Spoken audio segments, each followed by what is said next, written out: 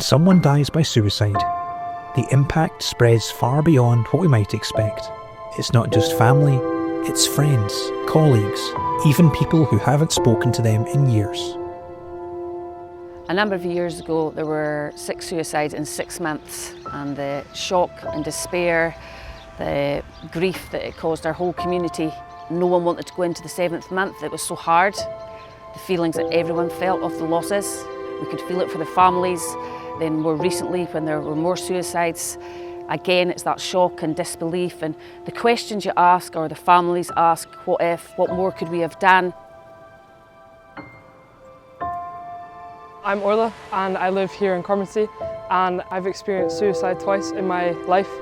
I lost my grandfather when I was 3 years old and my cousin when I was 9 years old. I've experienced a lot of the grief and sadness that goes on around you. I was kind of oblivious to it at the time, but I've kind of reflected on it now as I've gotten older.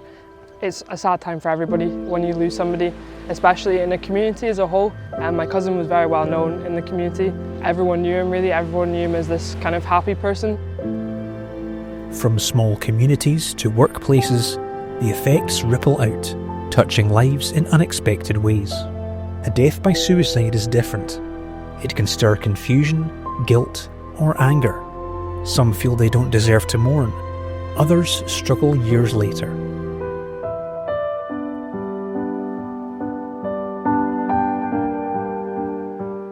I think that I'm thankful that when I was little I kind of found out about this, because it makes things a lot easier now that I'm older. It gives me a lot more time to be able to process what has happened.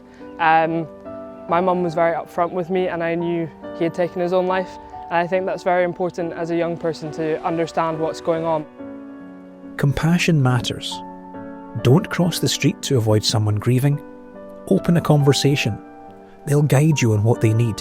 You can't say the wrong thing if it comes from kindness. To try and help, we've done lots of things.